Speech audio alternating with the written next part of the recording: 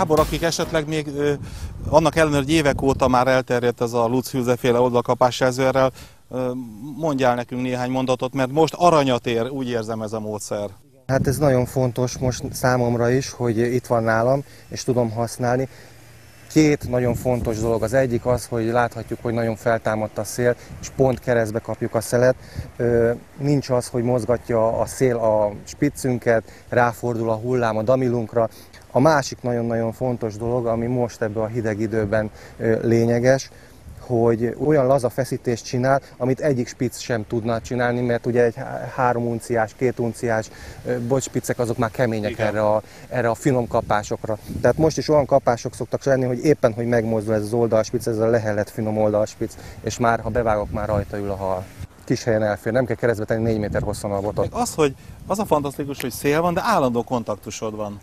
Igen. Tehát ez csak akkor mozdul, amikor kapás van tényleg. Hopp, de most megmozdult, mert most kapásunk volt. Addig beszélgettünk róla. Most ez meg is akad.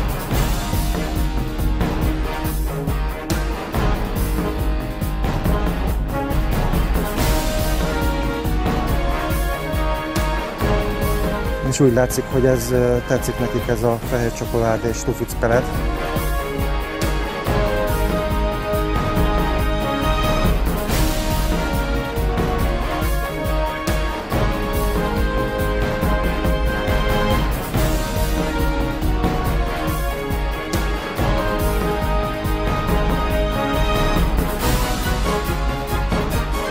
Látszik, hogy a halnak a jó vaskos szája széléből akadt a horog, és ebből látszik, hogy nagyon sokan szokták kérdezni, hogy nem túl rövid ez.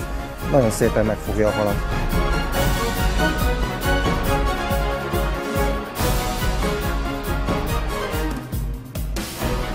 Nézzük, hogyan kell felszerelni az oldalkapás jelzőt. Na, itt vagyunk akkor. Na, itt vagyunk, tehát itt van ugyanaz az oldalspic, amit a másik boton láttunk, ezt légy szíves, fogom meg János egy pillanat. Hát igaz, megfogom. Itt van hozzá maga az adapter, amit ugye bármilyen botra, akár egy teleszkópos botra, vagy bármilyen kemény botra rá tudunk tenni, és ezzel egy finom szereléket tudunk létrehozni. És egyszerűen ezt csak egy gumigyűrűvel rögzítjük. Kis gumilap van a igen, és ezt odafordítjuk, amelyik oldalba szeretnénk, és akkor ugye simán csak az adaptert, mint ahogy a másik boton láthattuk, ami gyárilag van a bandázsolás, erre csak így rárögzítjük.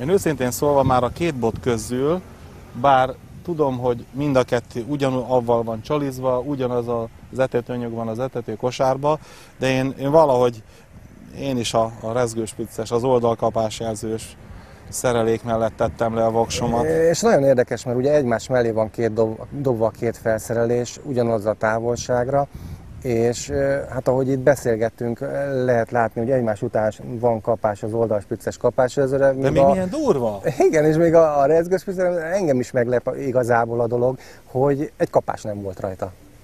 Egész az elején, amikor elkezdtünk beszélgetni, akkor volt egy húzás rajta, ami ugye le is maradt, míg ezzel már ugye halat is tudtunk fogni, és egymás után sül el a kapásjelző, hogy mondhatom így. A hagyományos rezgőspicnél valamit megérez a hal a kapás pillanatában. Ez feszesen van tartva, és egy 3 unciás spic van rajta. Na most annak azért akármennyire is van némi ellenálló képessége. Míg ennek az oldalspicnek abszolút, tehát a nullával egyenlő szinte az ellenálló képessége, és ugye ki van húzva a damil, tehát a hal, hogyha beszippantja, esetleg is kifújja a csalit, akkor is nem érzékel belőle semmit. Tehát ebből ezt így leszögezhetjük, hogy most ebbe a hideg vízbe sokkal, de sokkal